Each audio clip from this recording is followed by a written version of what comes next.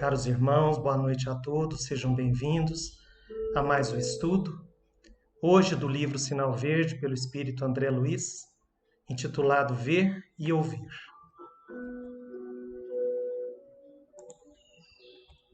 Do Evangelho segundo o Espiritismo, no capítulo 7º, nós lemos em Orgulho e Humildade, no item 12, Homens, por que lamentais as calamidades que vós mesmos amontoaste sobre as vossas cabeças? Menosprezastes a santa e divina moral do Cristo. Não vos espanteis, pois, que a taça da iniquidade tenha transbordado de todas as partes. Nós estamos aí no ano de 2020, portanto, praticamente 2000 anos que nós estamos aí com os ensinos de Jesus e, infelizmente, menosprezando. Ou seja, não colocando em prática aquilo que Jesus veio nos ensinar. Na pergunta 737 do Livro dos Espíritos, uma pergunta para nós hoje pertinente, de vez que nós estamos aí sob o efeito dessa pandemia mundial, Kardec perguntou aos espíritos: com que fim Deus castiga a humanidade com flagelos destruidores? Porque a concepção do homem materialista é que tudo aquilo que venha destruir pode ser em nos lembrando que Deus existe, que existe um ser superior, que é um castigo de Deus. E os espíritos responderam: para fazê-la avançar mais depressa.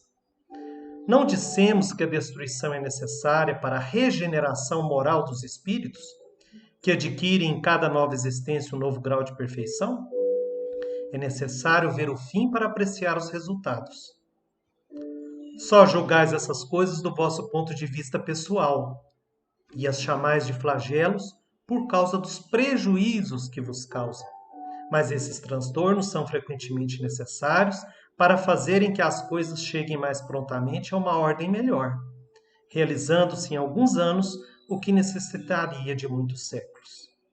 Então, todo esse menosprezo, esses 2000 anos que se passaram, nós tivemos aqui na Terra muitas realizações. Mas aí há que se perguntar, essas realizações estão de acordo com a lei divina? Então, continuando, e agora entrando propriamente no livro Sinal Verde, André Luiz diz para nós: a visão e a audição devem ser educadas, tanto quanto as palavras e as maneiras. Em visita ao lar de alguém, aprendamos a agradecer o carinho do acolhimento, sem nos determos em possíveis desarranjos do ambiente. Se ouvimos alguma frase perfeitamente burilada na voz de pessoa amiga, apreciemos a intenção e o sentimento, na elevação em que se articula, sem anotar-lhes o desalinho gramatical. Então, caros irmãos, nós não vemos e ouvimos simplesmente. Estamos pensando, estamos sentindo. E estamos com isso irradiando a nossa simpatia ou o nosso desagrado. De certa forma, estamos agindo com repulsa diante do que vemos e ouvimos, ou estamos aceitando aquilo que está nos sendo apresentado. Então o Evangelho vem continuando naquela linha de raciocínio, do menosprezo à lei divina. A inquietação torna-se geral. A quem inculpá-la, senão a vós, que procurais incessantemente vos esmagar uns aos outros? Então, dentro dessa irradiação que nós automaticamente pensando, sentindo, vivendo e interagindo com os nossos irmãos, nós nos comunicamos através dela, essa nossa atitude agressiva, repulsiva, ela vem provocar o quê? Uma inquietação. Vem provocar um desassossego, uma aflição. Não podeis ser felizes sem benevolência mútua. E como a benevolência pode existir com orgulho? O orgulho eis a fonte de todos os vossos males. Dedicai-vos, pois, a destruí-lo, se não quiserdes perpetuar suas funestas consequências. Essas consequências, ao longo de 2000 anos, elas já se perpetuaram, elas já se multiplicaram. Elas estão aí permeando todas as instituições humanas. Na pergunta 738 do Livro dos Espíritos, Kardec pergunta: Deus não poderia empregar para melhorar a humanidade outros meios que não os flagelos destruidores? Outros meios. Ou seja, por que Deus utilizar da destruição para nos ensinar? Eles respondem: sim, e diariamente os emprega, pois deu a cada um os meios de progredir pelo conhecimento do bem e do mal. É o homem quem não os aproveita. Então, é necessário castigá-lo em seu orgulho e fazê-lo sentir a sua fraqueza. Então, aquilo que não está construído de acordo com a lei divina, é necessário, infelizmente, destruir, para começar novamente. Essa é a nossa realidade. Diz nosso irmão André Luiz: veja com bondade e ouça com lógica. Saibamos ver os quadros que nos cercam, sejam eles quais forem, sem sombra de malícia, atisnar-nos o pensamento.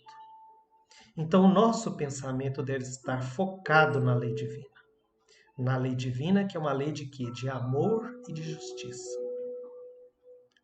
Então, não basta apenas a gente abrir os olhos e ver e ouvir. Nós precisamos, antes disso, buscar em nosso coração a bondade. A bondade. Disse Jesus: se os teus olhos forem bons, todo o seu corpo será luz. Olha que maravilha.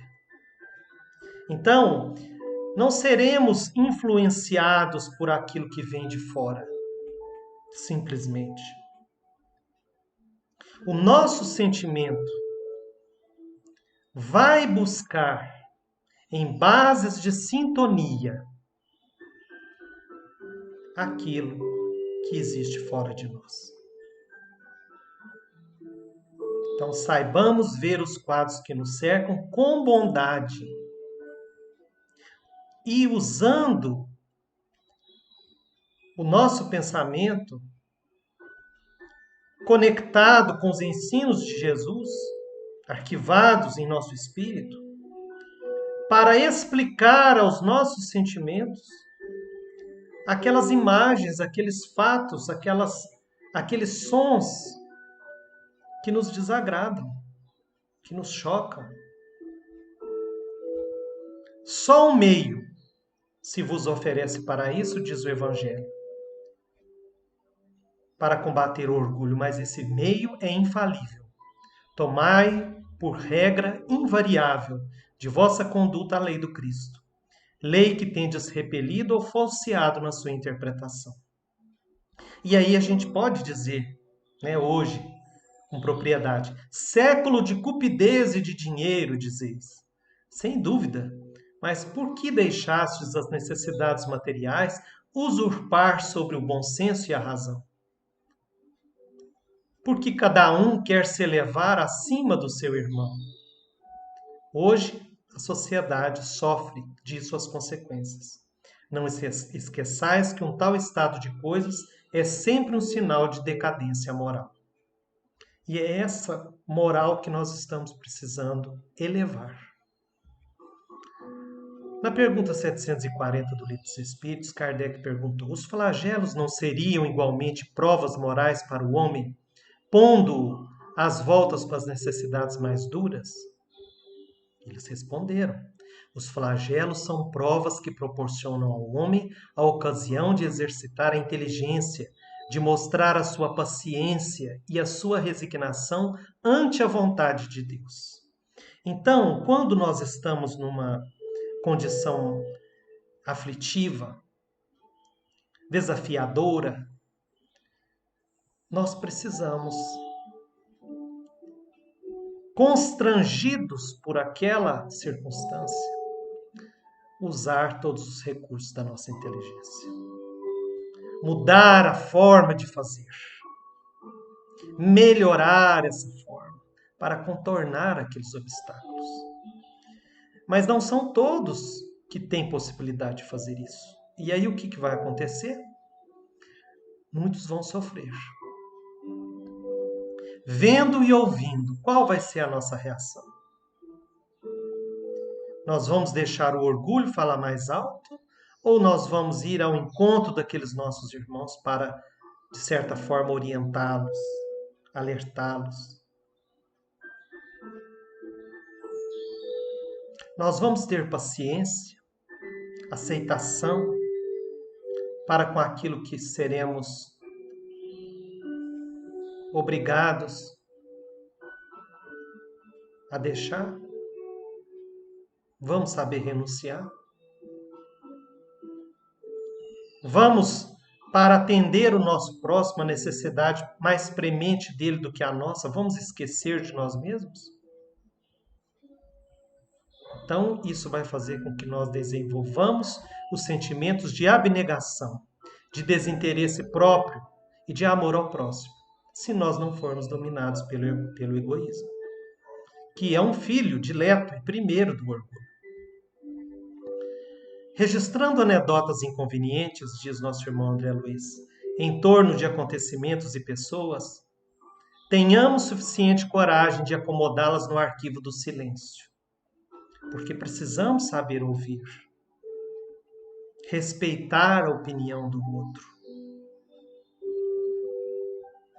para que a convivência seja pacífica, para que haja essencialmente a convivência. Toda impressão negativa ou maldosa que se transmite aos amigos em forma de confidência é o mesmo que propinar-lhes veneno através dos ouvidos. Então a gente às vezes fala do desabafo, né? Eu preciso desabafar com alguém. Ora, caros irmãos, não ensinou Jesus a cada um de nós a orar? Entra para o quarto em secreto, ou seja, só você e Deus. E no silêncio do seu coração, abra as suas dúvidas a Ele. Então nós precisamos ter mais misericórdia daqueles que nós chamamos de amigos. E aprender a compartilhar coisas boas. Receber de Deus. Interagindo com Deus e oferecendo aos nossos irmãos o que de melhor nós tivermos. Quando o orgulho atinge os últimos limites, é indício de uma queda próxima. Porque Deus pune sempre os soberbos. Se os deixa algumas vezes subir, é para lhes dar tempo de refletirem e de se emendarem sobre os golpes que de tempo em tempo ele dá em seu orgulho para diverti-los. Mas ao invés de se humilharem, se revoltam. Então, quando a medida está cheia, ele os abate inteiramente e a sua queda é tanto mais terrível quanto tenham subido mais alto. Nós queremos continuar contando com os nossos irmãos em orações. Estamos aqui em casa fazendo culto todos os dias, às 12 horas e às 18 horas. Agora estamos, logicamente, conectados com vocês, com a espiritualidade, nessa nossa tarefa de terça-feira. Mas todos os dias, às 12 horas e às 18 horas, nós fazemos um breve culto, onde nós pedimos, onde nós oramos, onde nós vibramos. Porque, caros irmãos, o que vem pela frente ainda vai despertar em muitos a revolta, a dúvida. Nós já estamos vendo isso. O índice de violência crescer. Pessoas, ao invés de buscar o convívio familiar, buscando as bebidas alcoólicas, como para que se anestesiarem daquilo que não estão podendo fazer e que estavam acostumados. Então, infelizmente, a tendência não é uma melhora breve, é um agravamento disso tudo que está acontecendo. Em qualquer circunstância, é preciso não esquecer que podemos ver e ouvir para compreender e auxiliar. Então, mesmo aparentemente sendo uma atitude passiva, ver e ouvir, estejamos com o nosso coração repleto de bons sentimentos e a nossa mente voltada para os ensinos de Jesus, antes de abrir os nossos olhos. Que a nossa atenção não esteja inteiramente naquilo que vem de fora para dentro, mas principalmente naquilo que brota de dentro para fora. A manifestação do bem, ela precisa de ser efetiva, cada dia mais. Ou nós influenciamos, ou seremos influenciados. Então, qual é a lei divina que tanto falamos nessas nossas considerações humildes? A lei está aí nessa frase. Amai a Deus sobre todas as coisas e ao próximo como a ti mesmo. Um sentimento que não é específico, não é dirigido, é um sentimento dinâmico, um sentimento difuso. Assim deve ser, para que não fiquemos presos. Se amamos só o nosso filho, iremos exigir dele que nos ame na mesma medida ou mais. Ele terá possibilidade para isso? Ele sabe a quantidade que nós o amamos? Não.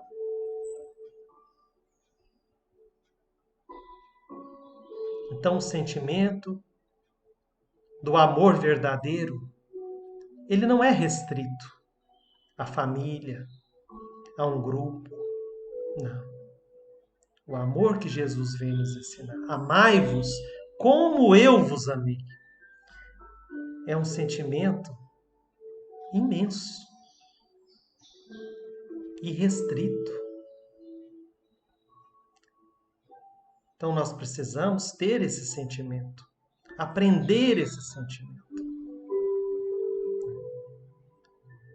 Que a infinita bondade de Jesus possa nos auxiliar, possa nos abençoar neste momento, em que elevamos, Senhor, bondosos espíritos, o nosso pensamento, o nosso coração em gratidão por tudo isso, por todas essas belezas, essas luzes de compreensão que nos felicitam a alma com esse Evangelho nas mãos. Que esses mensageiros do bem possam estar visitando cada lar, abençoando cada ambiente. Pedimos, Senhor, pela fluidificação dessas águas sobre a mesa. E agradecendo por tudo, Senhor, pedimos por todos os nossos irmãos de humanidade, encarnados e desencarnados, que seja feito tudo segundo a Tua vontade, Senhor, mas que nós possamos aprender qual é essa vontade e agirmos de acordo com ela, como filhos de Deus que somos, agindo como irmãos. Pai nosso que estais nos céus, santificado seja o vosso nome. Venha a nós o vosso reino. Seja feita a vossa vontade, assim na terra como nos céus. O pão nosso de cada dia nos dai hoje. Perdoai as nossas ofensas, assim como nós perdoamos a quem nos tem ofendido. E não nos deixe cair em tentação, mas livra-nos de todo mal. Que assim seja. Nós desejamos uma boa noite a todos, cheia de muita paz, de muita luz, de muito amor. Continuemos juntos, façamos o melhor que possamos, orando, olhando pelos nossos vizinhos, por aqueles que precisam. Se Deus permitir, em breve, nós iremos retomar as nossas atividades. Mas vamos pensar como retomar, para que elas estejam inteiramente de acordo com a vontade de Deus. Fiquem com Deus, que Deus abençoe a todos. Uma boa noite.